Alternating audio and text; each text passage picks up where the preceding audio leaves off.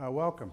Welcome here to the Faculty of Law here at University of Toronto, here in the traditional territory of the Huron-Wyandot, the Haudenosaunee, the Algonquian language family, and the treaty people, the Mississaugas of New Credit. So just like to extend a welcome to all of you. Asanyenas, Indishnakas, Kildare, Dodom, Six Nations, Grand River, Dinjaba. I'll let Mary Lou introduce herself. Where I come from, when we greet one another, we say Bujo, so Bujo. Bonjour. Asanyenas Koya Indishnakas, Makwa Dodam, Bachwana Bay Dunjaba. Want to try that? For those of you who don't speak Canadian, I'm going to translate what I said in the original Ojibwe language. I said that my name is Shooting Star Woman. I'm Bear Clan, and I originally come from Bachwana Bay, Ontario, which is on beautiful Lake Superior. And I'm very honored to be here today to share with you some of the teachings that Dan and I have learned together from our elders. Dan and I met here in Toronto in the early 70s, and last August we celebrated 42 years of marriage, and then we lived together for 5 years before that, because that's what the hippies did. We kind of considered ourselves hippies. But on our first date, on our second date actually, we were talking about everything that we wanted to do with our lives, and we both wanted to learn the traditional teachings. Ever since I was a little girl, I wanted to know what the Native people did. I came from Bachwana Bay, and it was mostly focused with the church. So if the church had a bazaar, everybody went. If the church had a bingo, everybody went. And if the church had church services, sometimes everybody went, but not always. But anyway, the church was a focus. And I remember when I was about 8 years old, I said to my mom, well, what did the Indian people do a couple hundred years ago? Because I was sure that it wasn't church-based, and I was trying to find the answers. And so it wasn't until the early 90s that I found out that my mom went to residential school, and so did the other people in Bachwana. So that's why they didn't know their culture and tradition. So I set out, since I was a little girl, to find out about it. And so when I met Dan, he was also wanting to learn different nations' teachings and how they sit and how they talk, how they walk. And so we have traveled together all over the world practically, and all the teachings that we're going to share with you are teachings that we received from the elders. So I'm really honored to be able to be here to share things with you. Oh, Mary Lou. Yeah, we're honored to be here at your school. We were here a few years ago during the time of the Kweskamon Moot, and that was a great weekend. We had a lot of fun here. I'd just like to say that while we're taking the smudge around, this purification smudging ceremony is a very important ceremony in our cultural protocol. It's a ceremony whereby we let go of all the stress that you may have encountered, any worry, anything negative, anything distracting that you've encountered in your day so far. This will take care of it. And we thoroughly believe that. It has worked on every occasion that we get to smudge. So we like to smudge practically all the time. We start off our day with a purification smudge, and we ask for help from Creator, Sagwao Diesel, Gijamanedo, and then we give thanks at night before we retire for the night. And we acknowledge that we've had a good day, and we kind of go through kind of an understanding of what we learned that day and how we can do better as human beings. Now, in our teachings, it said that we are here to, we are already spiritual beings because we come from the spirit world. We journey from the spirit world as spirit beings, and we begin this human journey after we spend the first 9 months of our life in the womb of our mother, and then the water purifies our entrance into this world, into this dimension of life. And so we're only here for a short time. But during that time, we have to make the most of it to be the best human beings that we can possibly be. And so as many of our elders have told us and reminded us, there's not a lot of human beings out here in the world. So there's a lot of responsibility to try to help share that message. I mean, Mary Lou and I, we certainly consider ourselves as part of the human race, but you know, to be the true human spiritual being, it takes a lot of work, and you have to live according to the laws of our Indigenous protocol, identity, culture. And so ceremony is a big factor in all of that. So I just wanted to share that with you because that's the premise from which we're going to speak. And I believe that our auntie, Pauline, came and she shared a little bit about that as well. So she's a good elder for us to follow because we knew her way back in the 70s. We used to go and visit her, and our son used to play with Les, one of her sons, and we used to do ceremonies out with Vern and Pauline back in the day. So I'd just like to ask Mary Lou if she could sing us a song, and we'll have a little invocation, and then we'll start. Did you want to put that down there? Yeah, you can put it anywhere. Can you set that on the feather? Yeah. This is a song that we sing to honor the women. The women are our very first teachers that we have in life. When we're born, our mother teaches us how to eat, how to walk, how to talk, how to play, how to tie our shoe, how to get dressed. She plays with us and gives us our wicked sense of humor. So our mothers are very important. So this song is called the Anishinaabe Kwe song. And in Ojibwe, translated, the words say that the woman teaches the child about the culture, traditions, and how to take care of Mother Earth.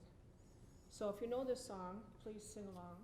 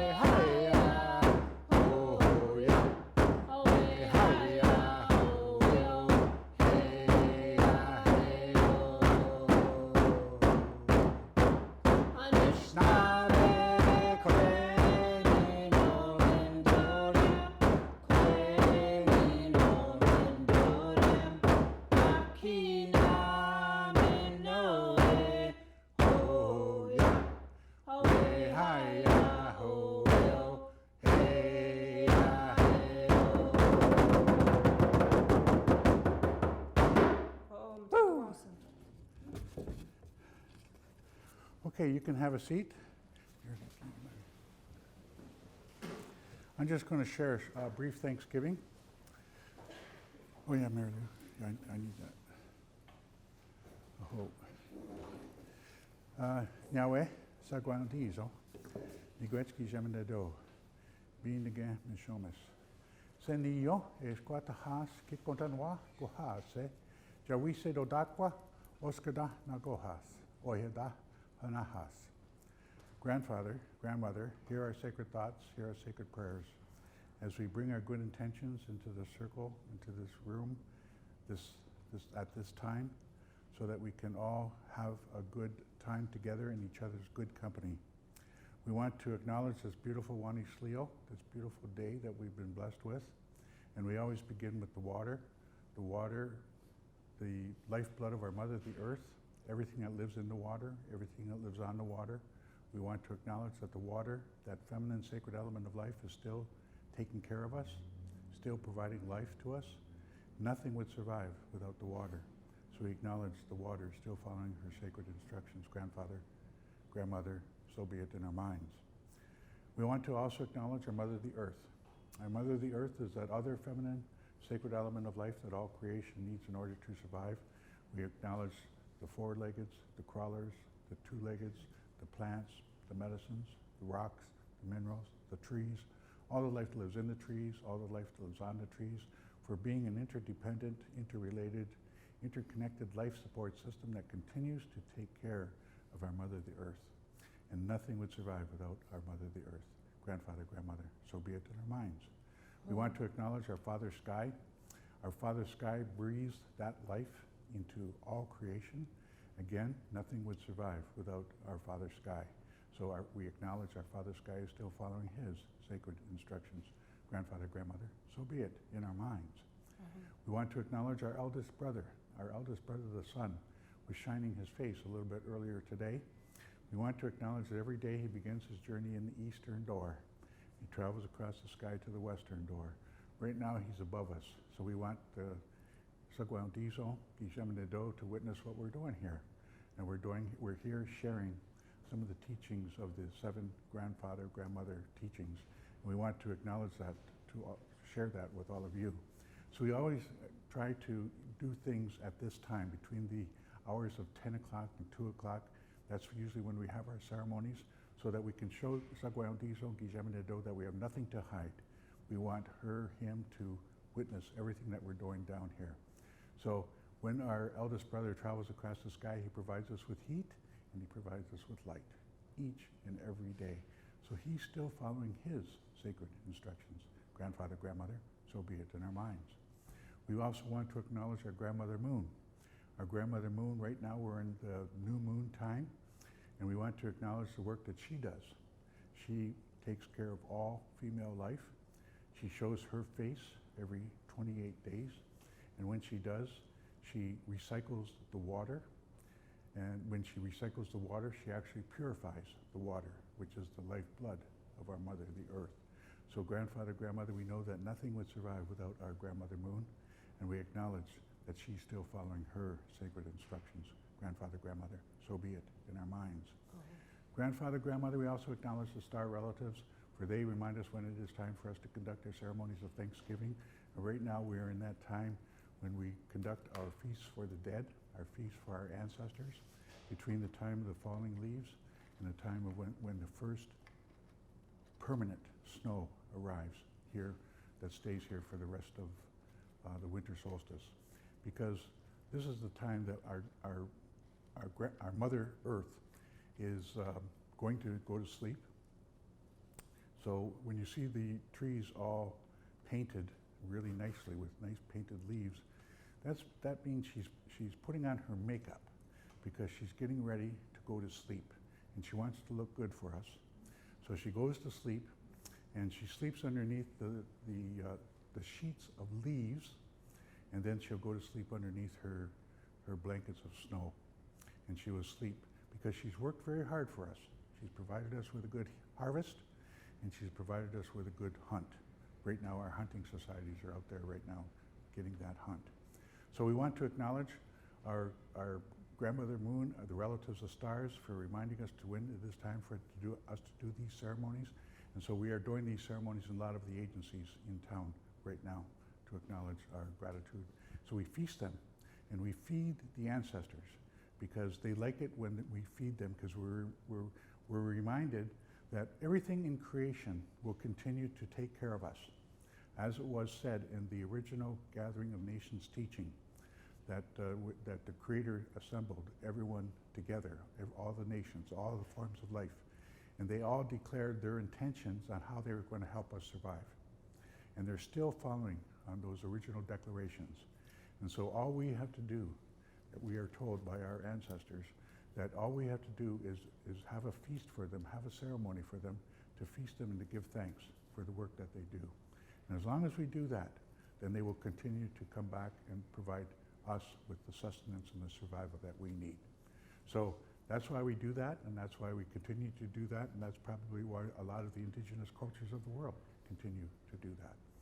So we want to acknowledge the thunder beings who are going home now because their work is done.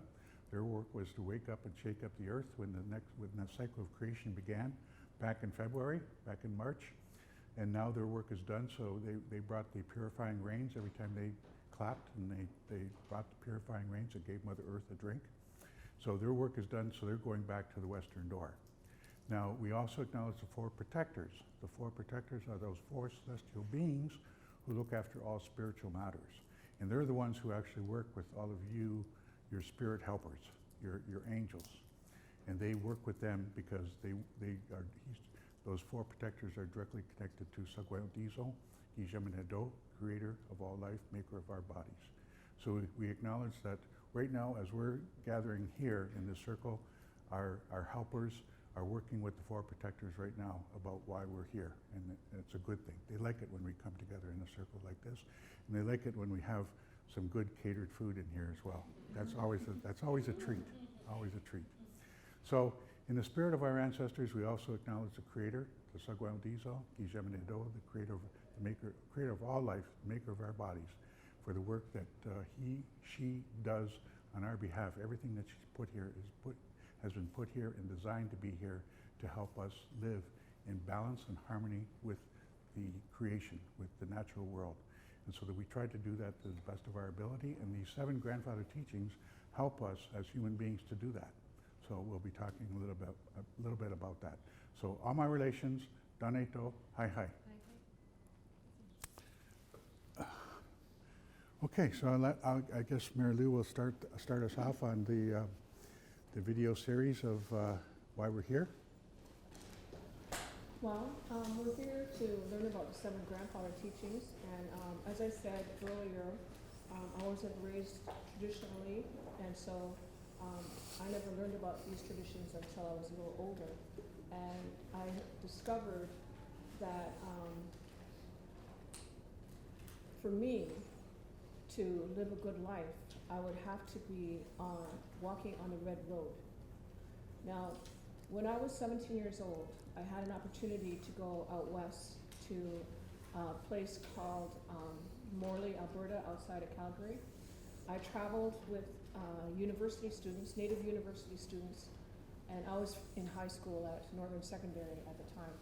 And it was just a fluke that they let me go because I was only 17, and the other ones were a couple years older than me. And I used to hang around with this lady by the name of Diane Longboat, and she's also the one who introduced Dan and I. So anyway, I went on this trip, and we traveled 500 miles a day in a school bus, a rented school bus, and we had a driver. And so we would stop on different reservations. And some of the reservations knew we were coming, others didn't. So when we went to the ones who knew we were coming, they had teepees put up for us. So we got to, sleep inside a teepee and have a fire, and elders would come and speak to us. We were out by Poundmaker Reserve, and Ernest Atusis, who was kind of a famous elder, he came and spoke to us. And then times when people weren't prepared for us to visit, we had our own tents that we put up, and we would have our own circles. And that's where my first word I learned in the native language was squidance. And squidance means give me light. I need a light for my cigarette.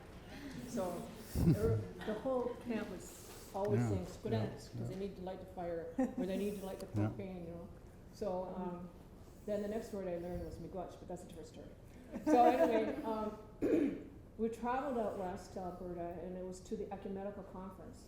And it was the very first time that the native elders, the old people, brought out the sacred items, the drums, the medicines, and they had big blankets wrapping everything up. And they brought them out and showed them to the non-native clergy of the world that our way is as legitimate as their way. So I was there for that. I remember when we first got to Morley, nobody had arrived yet, so we were able to sleep in the teepees that were put up, and they were painted beautifully. They were big buffaloes and big neon designs, and it was really, really beautiful. And I wish I had a camera then, but I would just rely on my memory. So I would stay up all night just to watch the sunset, the sunrise, because the colors would just reflect off the mountains and ricochet, and you know, I seen gorgeous pinks and purples, and I just loved it, you know. And 17 years old, I was just watching everything. We traveled with Edna Manitowabi and Jim Dumont. They were like our chaperones, and it was the very first time that Jim Dumont went on a fast. And I sat there and I watched him the whole time, you know, like, because I wanted to see what was happening, because he wasn't having any food or water for 4 days and 4 nights. So, you know, I just watched the whole time. So it was a very good learning experience for me. At that time, the ceremonies were not publicly available because of the laws against us, because we were put on the reservations, because we had Indian agents who would not allow us to leave the reservation unless we had this pass that said Dan and Mary Lou can go to Toronto from 10 o'clock in the morning to 2 o'clock in the afternoon so they can sell their tomatoes that they grew, you know, so they can buy some material to make some dresses for the little girls. We had to have that little piece of paper, and if we didn't have that, we would get thrown in jail. So the government kept us, you know, under lock and thumb, or under, I don't know what the term is. Key, like Key, yeah, lock and key. So anyway, and they had a firm thumb on us.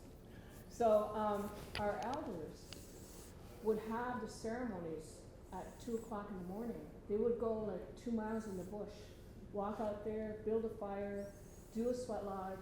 3 or 4 o'clock in the morning, they were yelling and whooping it up, and nobody could hear, because the Indian agent had basically a 9-to-5 job, and back then there wasn't any electricity, so most people went to bed, right?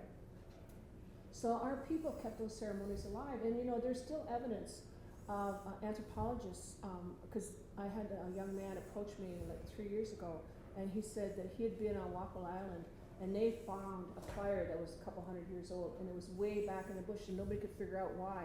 It was way back there, and they had heard me speak about this, you know, how they kept the ceremonies alive.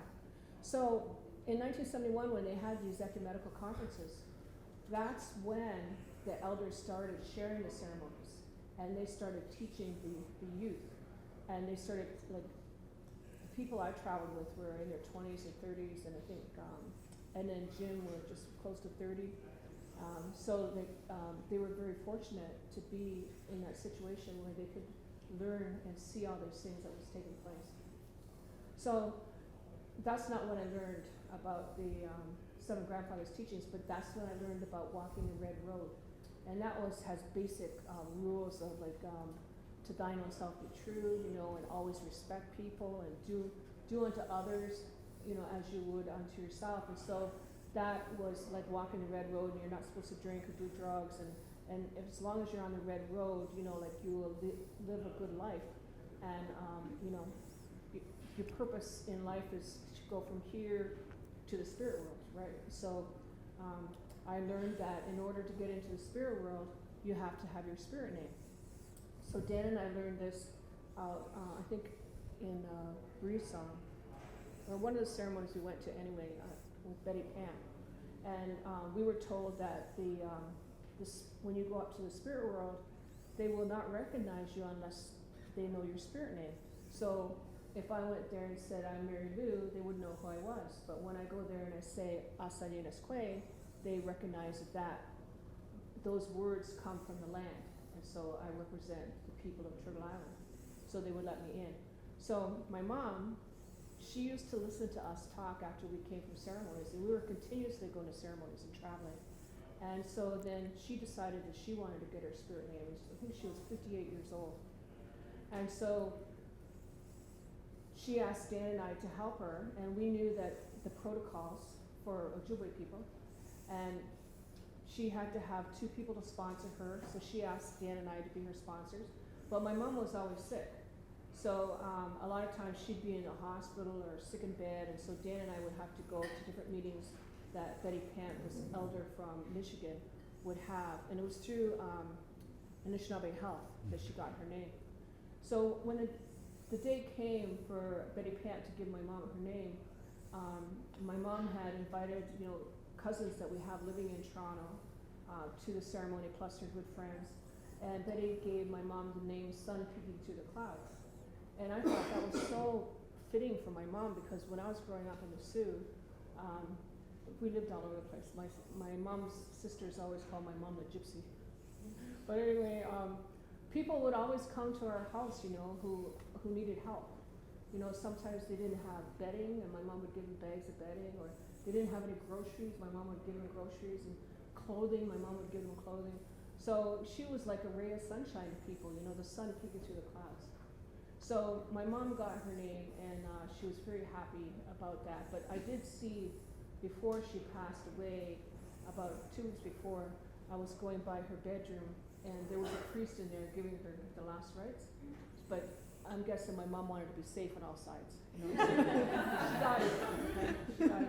Because she is constantly around helping me. Like when I see the sun peeking through the clouds, I know that my mom is around me. Her spirit is with me.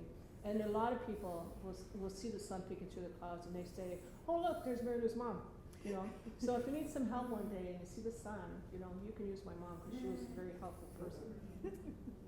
So it took a while before I got introduced to the Seven Grandfathers teachings. And it was after Dan and I started a radio program in London in 1990, right after the Oka crisis. Some of you probably weren't even born, right? That's okay, we'll tell you. The non-native people wanted the Mohawk land, and the Mohawk people would not put up with them. And so they had a barricade, and there was people speaking about, from the Mohawk perspective, and they brought out the police, and there was gunfire, people ended up getting killed, and it went on for a long time. I don't know how many months. It was a 60-day standoff, but it was the Mohawks who were protecting their land because they were protecting their ancestors. It was the burial ground that the white people wanted to put a parking lot on for the golf course. Mm-hmm. So in London, people were stopping us on the street saying, well, we want to know the native perspective. After that, when we started speaking and we started learning more, and we got involved with the April Wash situation that happened in '95, we discovered that all the newspapers went by bulletins that the police distributed. Nobody did reporting. Nobody went to the native people and said, well, could you tell me, give me an opinion on what you guys want? Nobody asked them. Nobody asked them that. Like, how dumb is that? Yeah. So Dan and I, we were approached by this man who had a radio show at CHRW, Radio Western, at the university there. And he said, I'll give you 15 minutes to come on my radio show. It was called Green Waves. And you can come and talk about things that are happening today with the Oka crisis, or he said, you can talk about anything you want. So the very first thing we did after he gave us this offer was we contacted our elder, Art Solomon. And we said, well, Art, they want us to do this, but I don't know if we should do this, because, like we were really shy about, being public speakers. And we were always taught, I was always taught that you always ask your elders for permission. So Art told us that we should take any opportunity we can to talk about Native people, and especially to talk about them in a good way, because for so long, non-Native people have been writing about us and getting rich and getting the story wrong, changing it to their opinion or what they would like us to say, but not really what we say. So we ended up being submerged in journalism. We started the radio show, I had just finished going to Fanshawe College, and I learned how to do word perfect. And so, Yeah. somebody asked us to do a ceremony at the Unitarian Church, and so I went to the washroom after the ceremony, and this lady approached me in the bathroom, and she said, would you be interested in writing a column for this women's magazine called Matrix that was based in London and area? And I said, oh, of course I would, and of course I was really scared, and I called up Art again, you know. And so anyway, Art says, you know, you gotta do it. And so the very first article I wrote was about smudging. So I called it The First Step, and I explained, you know, why we smudge and how we prepare the medicines and all that. So we had this old ancient computer that was donated by Western to us. Actually, they were throwing it out, okay? I have to tell the truth, okay? It weighed about 80 pounds, you know? So it was one of those old antique things. And so we ended up taking it home and putting it in our basement. And it was very dysfunctional. And it came with a printer that was equally or more dysfunctional. It got to a point when I was printing anything off on the printer that if I left the room, the printer would stop. So I ended up putting my ironing board there, and I would iron shirts while I was printing, because I used that format to print up announcements for the radio show. So I started writing, and then after that first column, I decided I'm going to see if some native newspapers would be interested in it. So I sent it to them because the internet was new, it was fledgling at that time.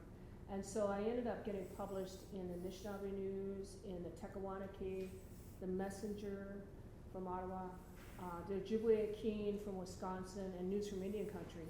So I started writing once a month. So I wrote about traditional protocol. I learned by going to ceremonies that people who are leaders can be very disrespectful to people who don't know what to do at ceremonies. How many people know what to do at ceremonies? Well, like after all the years I put on this earth, I know now, but I didn't know 50 years ago, you know? And so we were at a ceremony at Kettle Point, and a friend of ours crossed over this little strip of cedar that was on the ground in front of the sweat lodge that led from the sweat lodge to the fire. And the conductor was yelling at him and calling him down, and this guy was getting very embarrassed, and I was getting very embarrassed, you know, because I'm witnessing this, and I pick up emotions myself. And so, like, I'm going, I don't like this. So that's what prompted me to write about traditional protocol.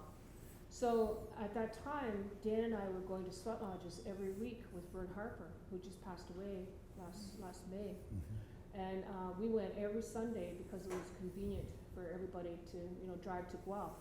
And by this time, he had been separated from Pauline, and he had a new wife. And so we went to the ceremonies, and so I learned everything by going to ceremonies. And we traveled around, and we went and spent time with Art Solomon and his wife Eva. And we also had a Cree teacher by the name of Joe Couture, who came from Saddle Lake. We spent time with him and his wife Ruth. And so, like, when Dan and I were dating in the early 70s, we talked about marriage, and Dan wanted to have a traditional ceremony, and you know, that's kind of like going underneath the stars and proclaiming your love to one another. And I've seen many people do it in the 70s here in Toronto. And then 2 weeks later, there was somebody else, and they were proclaiming the same thing. So, I don't want to. I want to be married. You know, you can't walk out the door on me, okay? You know, like that's the kind of marriage I want. And so Dan was determined that we were going to get married in the Longhouse. So I found out that because I'm not Iroquois, our ceremony wouldn't be legal. So he was persistent on doing it, and then he found out that his uncle was a notary. So his uncle came and witnessed the ceremony, and then you know, we had the traditional ceremony, and we also had the legal ceremony, which I have in my house if you want to come and see it. You're still not getting away. So anyway, it was during the time that we were traveling around with our tape recorder that we came to Toronto many times. We went to the Elders Conference every time in Trent, in Peterborough. Every time there was an Elders Conference, we were there, tape recorder in hand, and we tape recorded and listened to all the elders that were visiting and They used to have, the Native Center used to have an elders conference here in Toronto in the 90s, and that's where we met Dave Crochane, who gave us some beautiful songs to sing. And we also learned a lot of things from him, you know, which I don't know if I have time to tell you all. And this isn't supposed to be all my talking session either, but anyway, it was during that time, that's when I learned the grandfather's teachings, and I had a really hard time trying to remember what they are. Can anybody just say them real fast what they are? I can. So, I have quite a few little helpers, okay? And so this one helper of mine, since their radio station is called CHRW, she wrote down CHRW and then she put HLT. So I memorized it, CHRW, halt, throughout the A, okay? So C is courage, H is honesty, R is respect, wisdom is the next one, humility, love, and truth. So CHRW, halt, throughout the A. So that's the best way I could come up to remember it. So I wrote about the 7 grandfathers' teachings, and they were published in those newspapers that I mentioned, and then republished in another newspaper out in the United States as well. So I ended up writing for 7 years, and I have 82 articles. So I'm going to compile them into a book to make it easier for people who are really genuinely serious about going to ceremonies so that they can learn what to do. Like I even talk about how to do feast properly and, you know, smudging your pot before you start, you know, and you can't put the knife over the top of the pot. There's a reason for that. And, you know, so I share all these little details. So when you see my book, you're going to have to get one for Christmas present. Okay, so I'm going to turn it over again. Okay. Okay, Chimigwetch, Mary Lou. Yes, she's kind of touched on a little bit of our journey, and but our journey actually to the grandfather teachings, as she said accurately, was it began with Dave Crochane from Manitoulin, a place called Sagkeeng, and he was a really good mentor for us. So we spent a lot of time with him. We didn't really get over there for ceremonies. We only got over there one time. We went up to a place called Hollow Water for a fast, and then we went to visit with Dave. But I think the 7 grandfather teachings are really a genuine roadmap to how to become the best human being you could possibly want to be your spirit helpers help you. They are your guides. So if you listen to that gut feeling, if you listen to your intuition, that is your way to fine-tune the best ability to listen to how you're supposed to behave, how you're supposed to act, how you're supposed to be on this journey of the human world. And in that I kind of just discerned from people like Joe Couture, who was he was the first PhD psychologist back around 71 from Saddle Lake, Alberta. And because he was such a trailblazer, he was also a good friend of Art Solomon's. But he would go and speak somewhere, in fact, even later into his life, and people would come out in throngs to come out and hear what he had to say, because he was always very interesting, because he would talk about ceremony, but he would also talk about psychology. And I was interested in that because I wanted to know, how did you get so many people to show up for your talks? I've never seen that. Anyways, he showed me one of his posters, and his hosts at someplace out east put up a poster, and on the poster it said, Dr. Joe Couture, come meet Dr. Joe Couture, Cree medicine man with the modern mind. Okay? Now, if you can see the juxtaposition there, people couldn't believe it, that we have Cree medicine people who are PhDs. And they had to go and see him to believe it. And so that's why, and he was quite intrigued by that as well, that so many people would come out to his talks and listen to what he had to say, because he knew how to give a talk on psychology, but they didn't ever know how he would give a talk on being a Cree medicine man.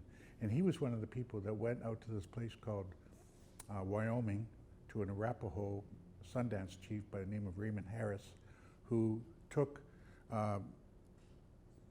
Edna, Jim, Vern, and Pauline, and a lot of the elders from Alberta, Albert Lightning, Abe Burnstick, Ernest Tatusis, all these people, Don Cardinal. He took them all down to his territory in Arapaho country, and he put them through ceremony.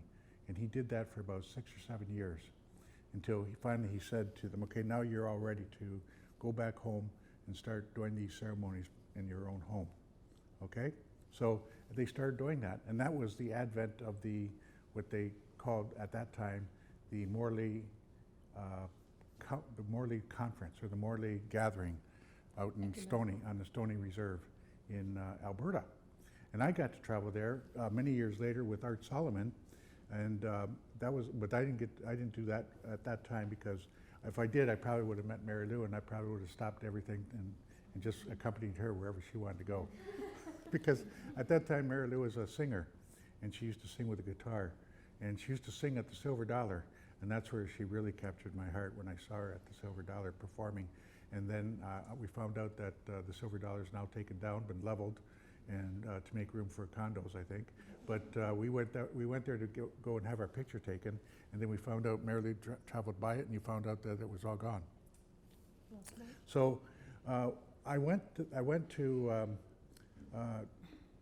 the Stoney Reserve, just outside of Calgary. That's where Morley is.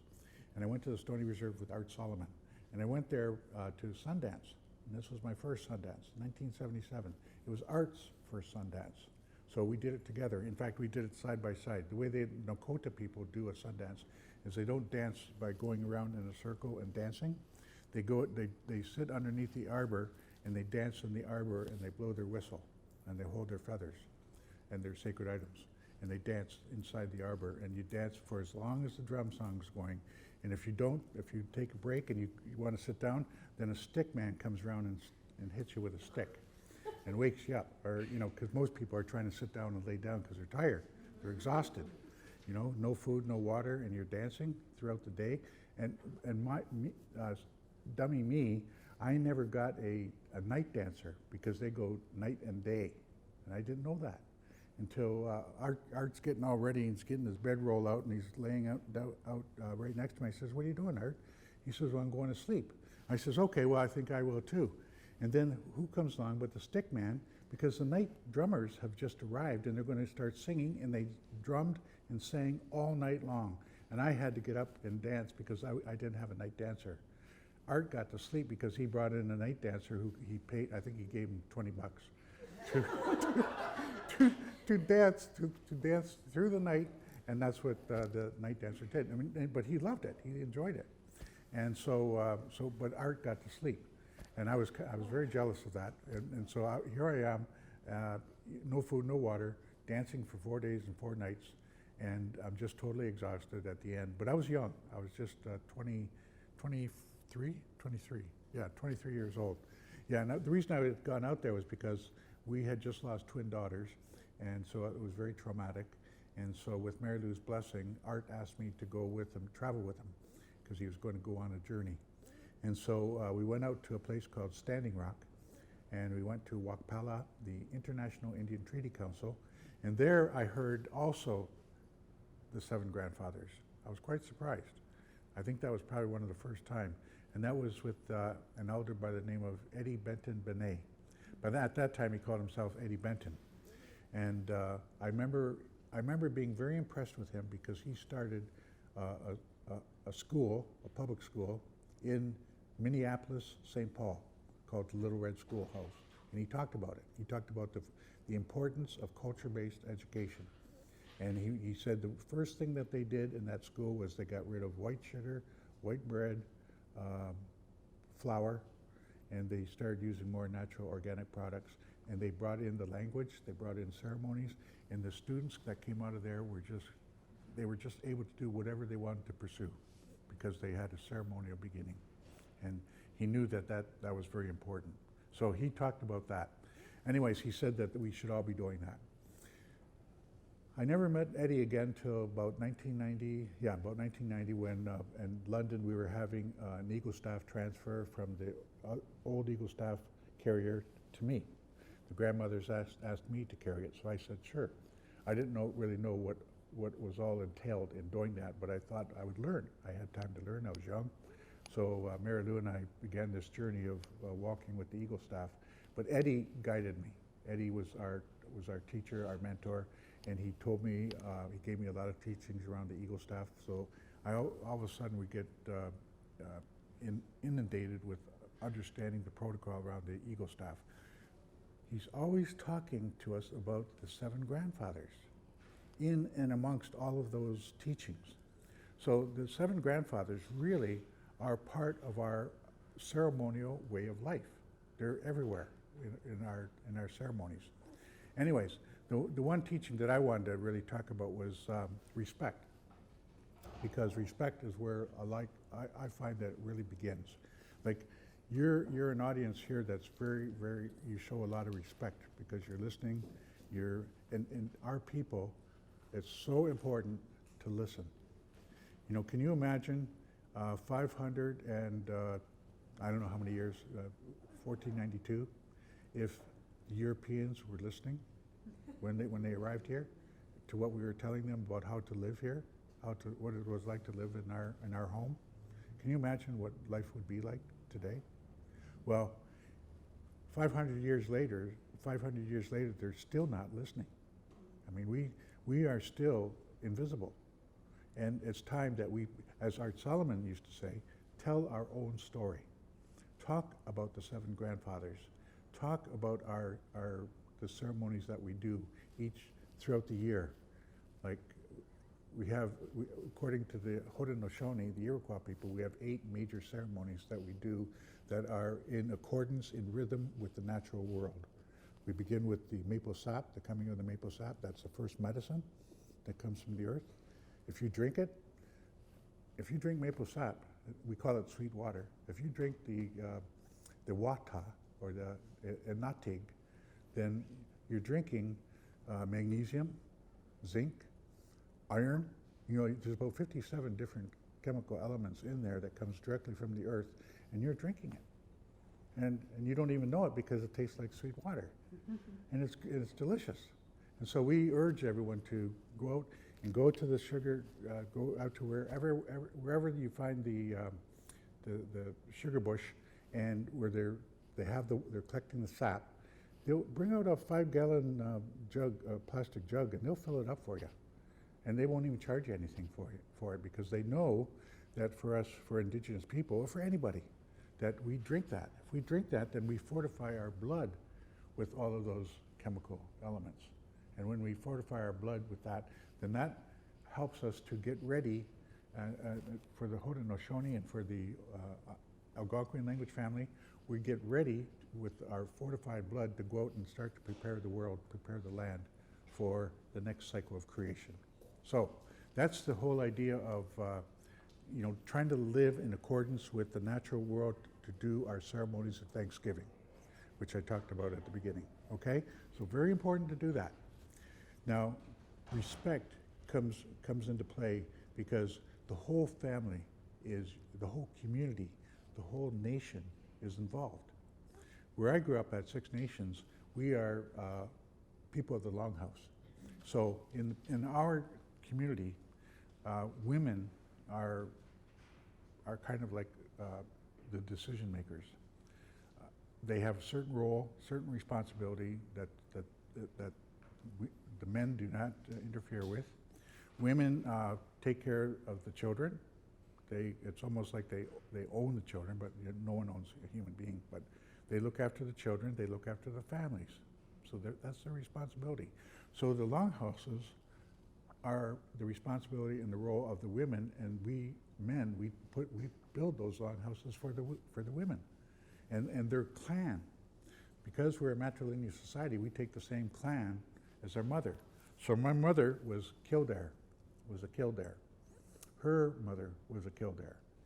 In fact, I have a hereditary traditional Seneca chief who was a Seneca Kildare clan chief, Loyane, we say in our language, which means he was the spokesman from whatever his clan mother, or he actually the chiefs listen, like my hereditary great grandfather listened to his wife, or not his wife, but his clan mother, who was a Seneca hereditary Seneca Kildare clan mother.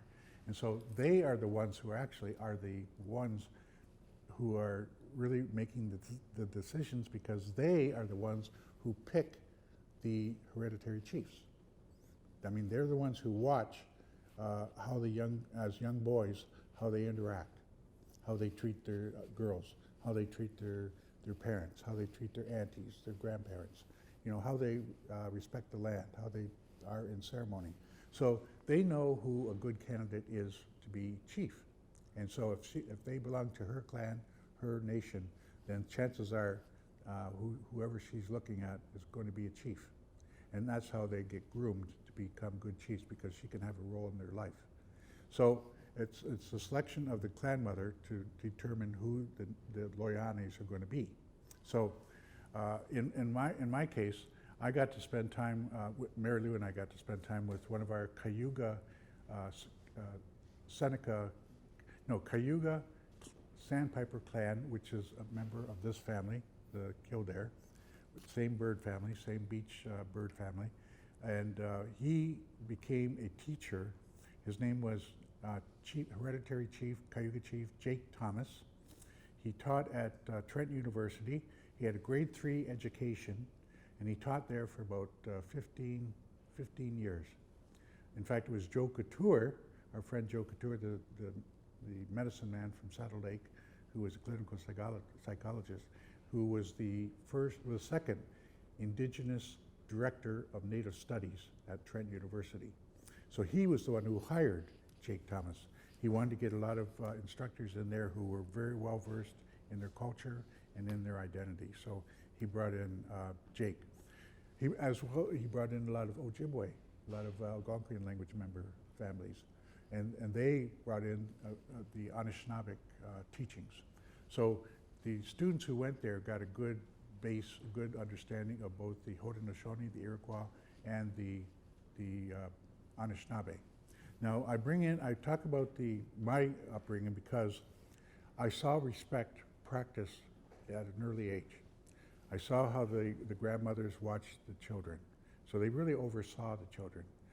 The mothers, I mean, they had a certain role, responsibility to make sure that the children were okay, but it was the grandmothers who really helped those mothers, because they knew, as grandmothers, they love these grandchildren, these grandnieces and grandnephews.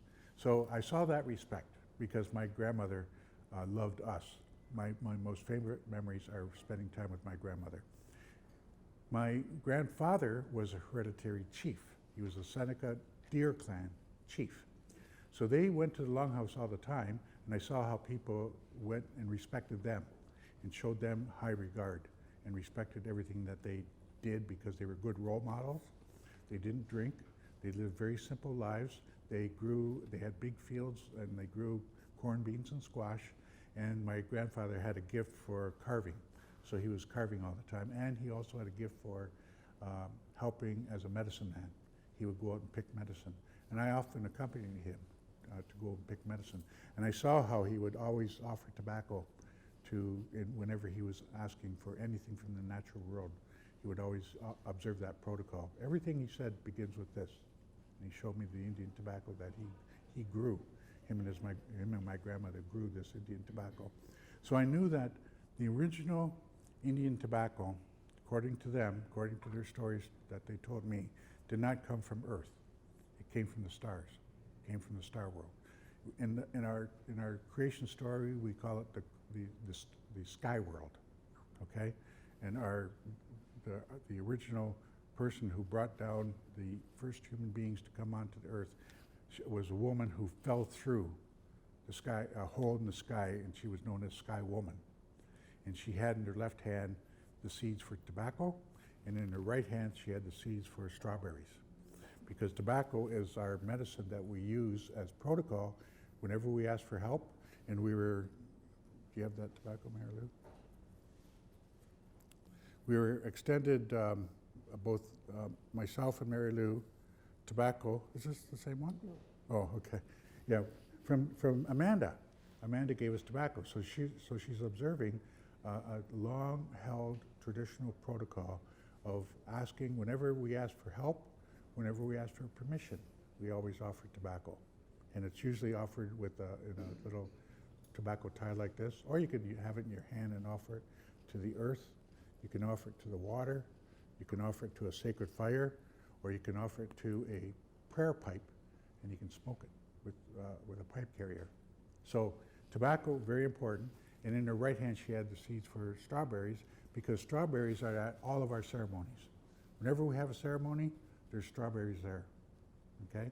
Because strawberry is the very first fruit that comes from the earth. It's the first fruit medicine that comes from the earth. So we honor the strawberry, and so we include it. Oftentimes we include it as a drink. So I don't know if you have ceremonial feasts where ceremonial food is brought in and people can bring in ceremonial food, but there's usually strawberry drink there, and it's a delicious drink. Mary Lou makes it whenever we go to a ceremonial gathering. Strawberry drink is just delicious. Or you can have the strawberry, like if we were doing a circle, like a sunrise ceremony or a full moon ceremony, then we would take strawberries around to each one of you at one of the rounds, and then we would all eat the strawberries together, just to acknowledge that the Sky Woman bringing strawberries to us. So I just wanted to share that with you, because those are important protocols of respect. We understand that according to those creation stories, everything that's in the creation story, there's respectful parts of it that we should be mindful of. So as I was saying, like how we come into the world, after spending our first 9 months of our life as spirit inside of our mother's womb. The water purifies our entrance into this world. While we're here, we're supposed to begin the you've probably heard of the 7 stages of life. And we begin with the good stage, the first stage, and that's the stage where we're still spirit, but we're starting to begin the human journey. So we're becoming human, and that's why your son last night he joined us for dinner. It was like he was a little spiritual teacher with us, but he sees the spirit helpers in this room. He would see them right away, and they would come to him because they recognize him and they see him as spirit, as one of them. So they want to come over and entertain him because they know he's going to be embarking on a journey, a beautiful journey, a journey that they've been on. So they like it when they see young ones. And oftentimes you'll see them laughing, you'll see them smiling, and you don't know what they're laughing at, you don't know what they're smiling about, but it's because they're being entertained, they're being communicated to. So it's really beautiful to watch little sacred ones. Anyways, so they go through the 7 stages of life. And as they're going through each one of those stages of life, they start to learn and respect the roles and responsibilities between men and women, okay? They recognize that they have a mother and they have a father. The mother, she usually takes care of them and looks after them, but the father is always there. They recognize that the father's important. They recognize that he has some role in why he or she's there. So it's important that the exposure that the father and mother give to the sacred one is good, and it's very holistic. So as the journey begins for the sacred ones, they start to understand with respect. Women they look after the families, they look after the home. That's their responsibility. The home is their responsibility. And I found this out when I was growing up, that the home was my mother's responsibility. My grandmother always made sure that her home was she looked after her home, but she also instilled that in my mother. So I got the idea that, geez, women have a pretty important role in life in terms of looking after there was 4 of us, 4 kids, in terms of looking after all of us. And then they are also responsible for the land. And now I thought I didn't know how important that was until I saw my grandmother. But all the crops that came off the land, because she was a clan mother, she was like Mary Lou's mom and grandma and aunties, and they made sure that the food was divided up amongst the clan, members of our clan, and members of our community, our Longhouse community on 6 Nations. So she gave a lot of it away, and she just kept enough for herself. And I often went with her to go picking fruit and vegetables, and she would put it away for the winter so that we could eat them in the wintertime. And I remember being very, the allure of eating what I helped pick in the summertime was just great, because I loved being able to eat peaches in the middle of winter, knowing that I helped pick them.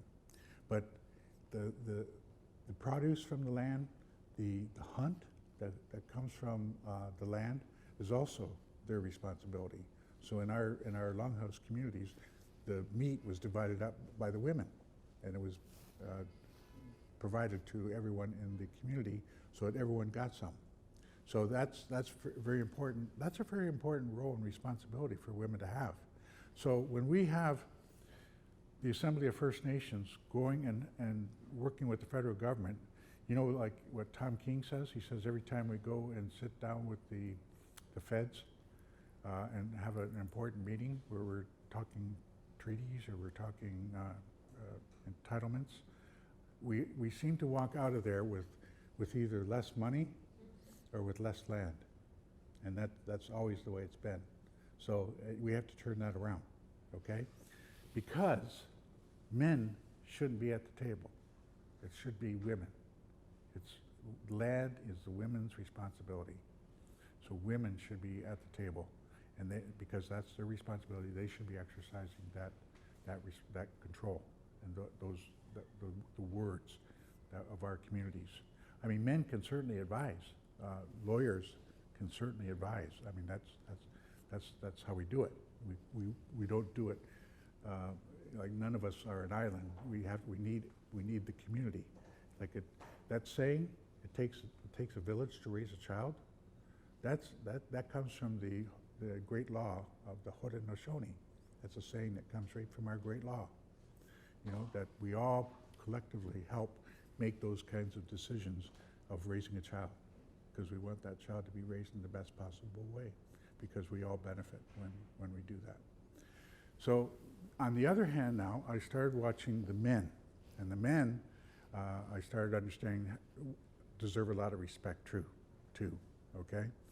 As Mary Lou said, at Ganasatake, and we also witnessed that at Ojodana, Stony Point, where we knew Dudley George, we knew all the Stony Pointers, and we watched them get vilified in the media because the media only wrote about the press releases that came from the government and came from the OPP.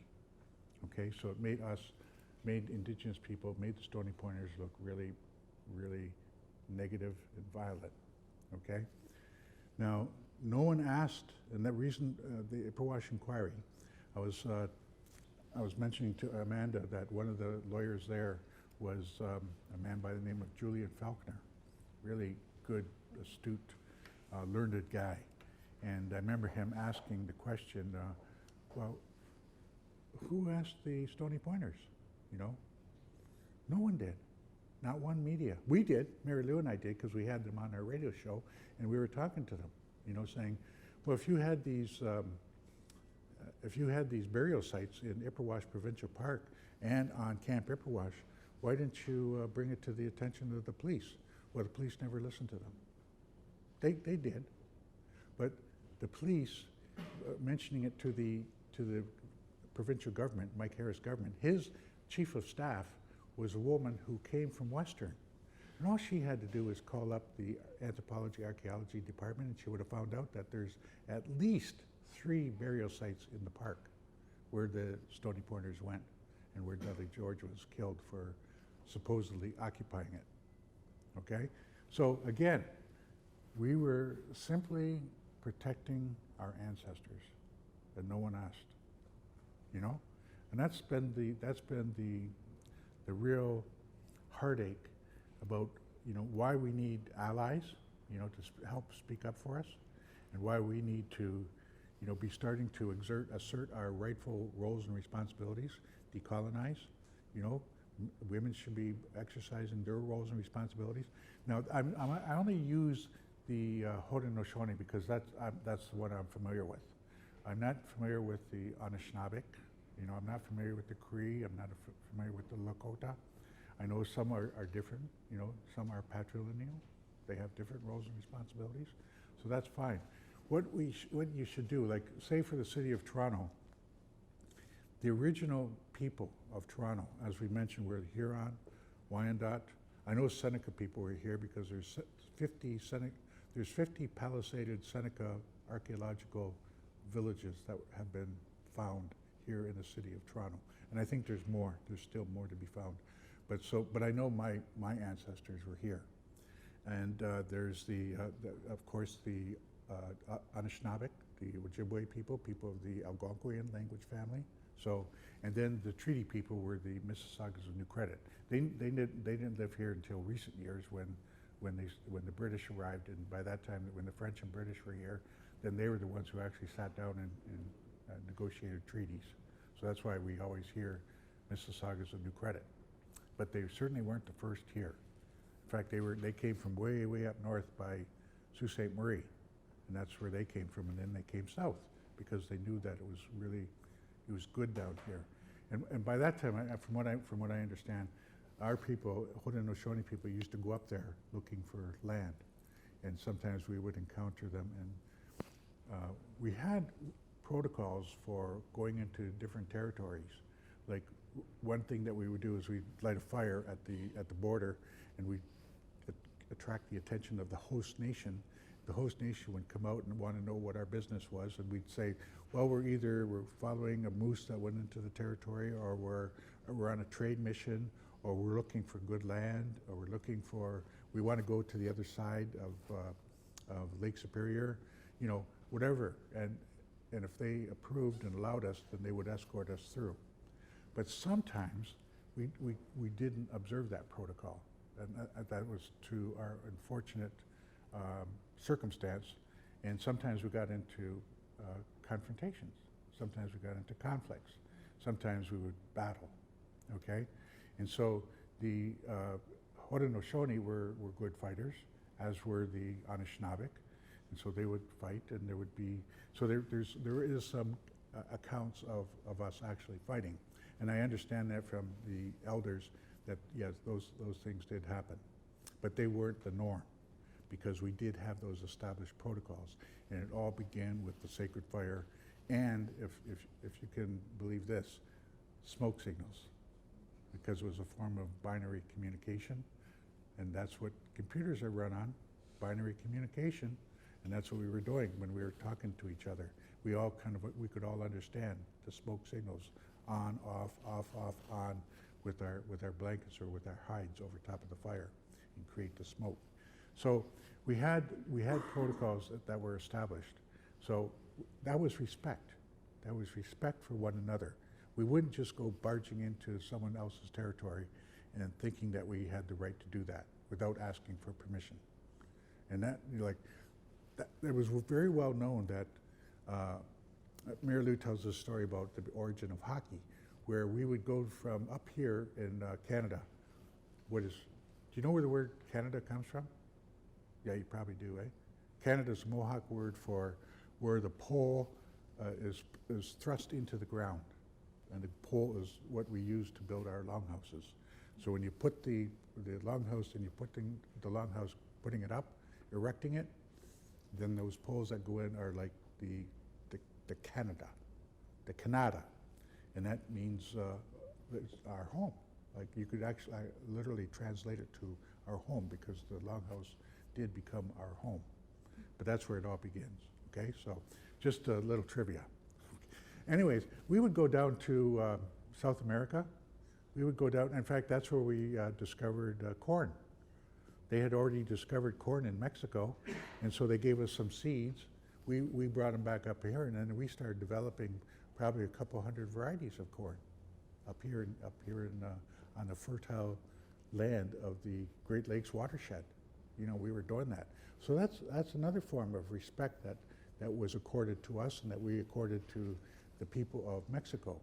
I'm not sure what nation they were, but we have a lot of regard for them because we ended up, Mary Lou and I ended up on a really good relationship with a Mayan man who's probably our age, eh? His name is Fernando Hernandez. Anyone know him? Mayan elder in town here. Yeah, he's back and forth. He's between here and the Yucatan Peninsula of Mexico, where his territory is. And so he's down there, and he's up here in Toronto because he had a relationship with.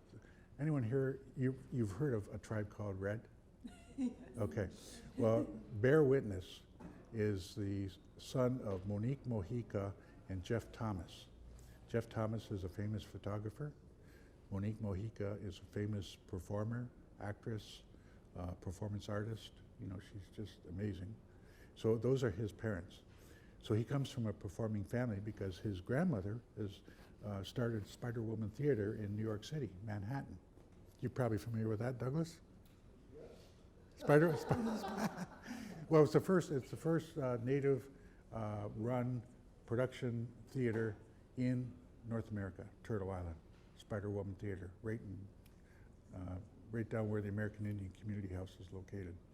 Anyways, I mentioned Bear Witness because Bear Witness. What was my point? You were talking about Fernando.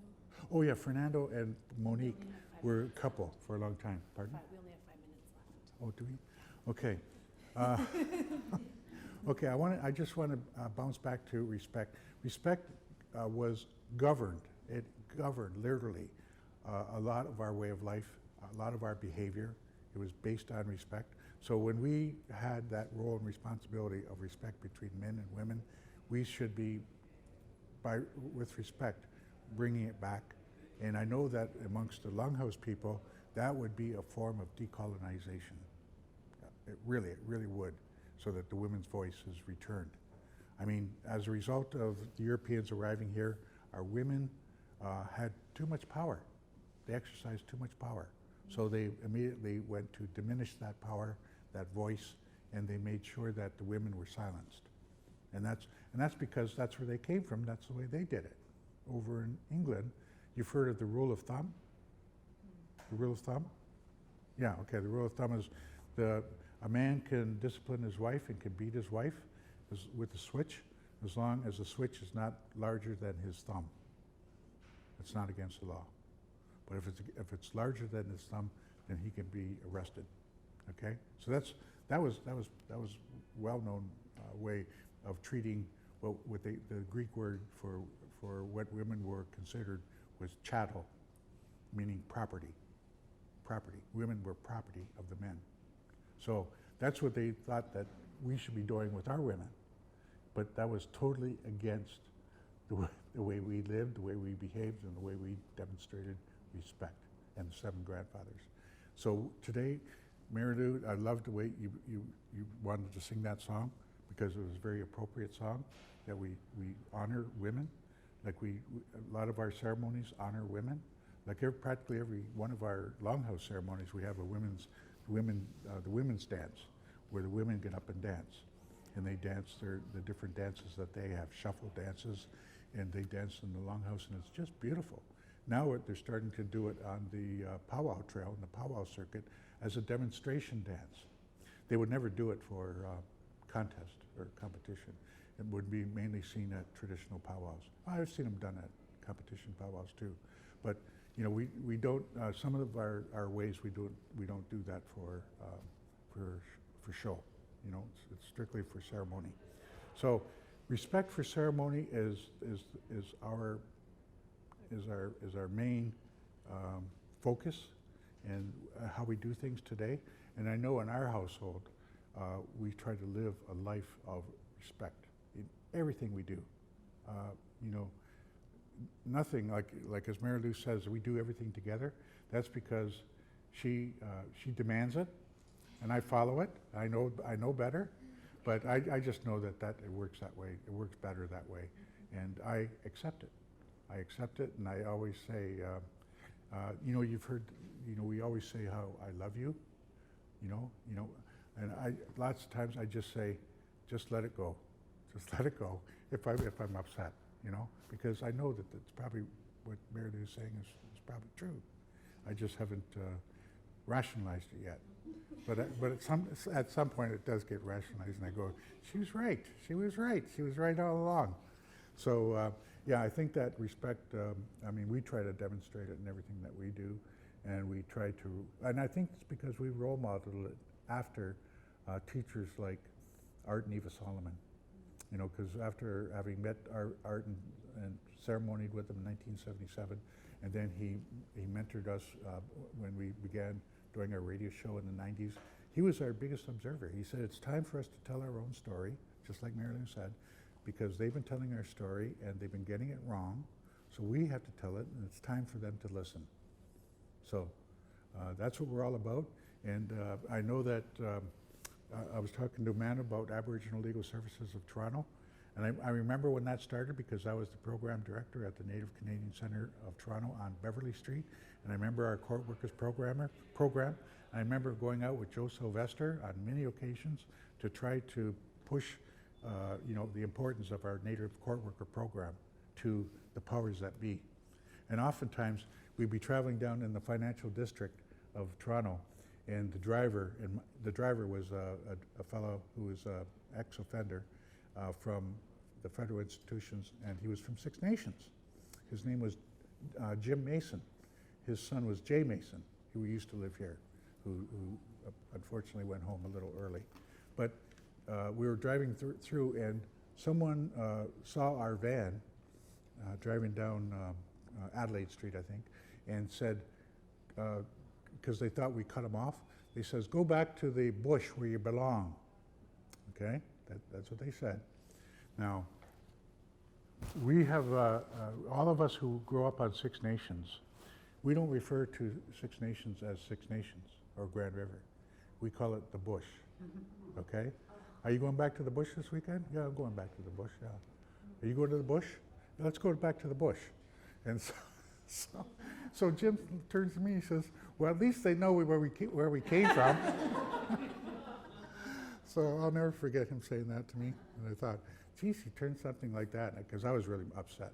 I was ready to jump out of the truck. I was young, you know. And so, you know, and we have a lot of respect for humor. Like, if we were interacting and we got to know each other and you started seeing us starting to kid you, that means we like you. If we start making fun of you, we really like you. Yeah. But if we ignore you, then you should be worried, because that means we haven't really hit it off with you yet. But those are, you know, those are just some of our mannerisms that we have, and we love meeting our relatives from around the world. Toronto, I believe, is the one place where every country in the world, their people have come and settled here. And we've welcomed them. We welcome them. Mary Lou and I sit on the Tammy Kanikanijic Elders Advisory Circle for the Native Canadian Centre. We've been there for about 15 years. And we always go out and we're doing welcoming ceremonies for all different groups in Toronto. And we still do that. In fact, I think we should be doing more of it, don't you? I mean, this has been great, doing this, having this circle. I guess we're going to have some, can we ask questions? Do we have Q&A? Yeah, I mean, I think some of the students might have to run off to class. Oh. So we want to, I don't know if we're going to do closing, if you want to do that, but if folks want to stick around, this room is we can continue to use. So maybe we should do a closing if that's something that you want to do. And then we can have an informal chat afterwards with anyone who's able to stick around. But I just wanted to thank both of you for your wicked sense of humor. Oh. And I'm so grateful that my son got to meet you. I really wish I would have brought my husband here to listen to your words, but he's going to watch the video. Oh, okay. I'm grateful to know that women have been bearing the mental load since time immemorial. Yes, you're right, you're right. No, you're And exactly I right. wanted to acknowledge the student government actually, a subcommittee of them, they postponed a meeting to come and learn from you, but I think that it's so appropriate to that discussion, but also to the larger context of thinking about how we're gonna represent clients in a good way in the justice system. And starting with that teaching of respect and listening particularly, because that's something when we're very busy as students or as lawyers, and we kind of assume that we already know what happened and we've already read the disclosure, we've already heard what the media had to say about this. We forget to listen to the people who've been there. Right. And, you know, that is a really good lesson, both from, you know, your career as a journalist, but also the traditional teachings that you carried and shared with us today. So, Great. miigwech for that. Thank you. Now, and thank you so much. Good, Amanda. No, it's just good words, beautiful words. So we can say a closing. Did you want to, oh, you wanted to stand, okay. O great Spirit, whose voice I hear in the wind, and whose breath that gives out all the world, hear me, I come before you, one of your children. I am small and weak. I need your wisdom. Let me walk in beauty, and make my eyes ever behold the red and purple sunset. Make my hands respect the things you have made, my ears sharp to hear your voice. Make me wise so that I may know the things you have taught my people, the lessons you have hidden in every leaf and rock. I seek strength not to be superior to my brothers and sisters, but to be able to fight my greatest enemy, myself. Make me ever ready to come to you with clean hands and straight eyes, so that when life fades as a fading sunset, my spirit may come to you without shame. All my relations, hi, hi. Donate.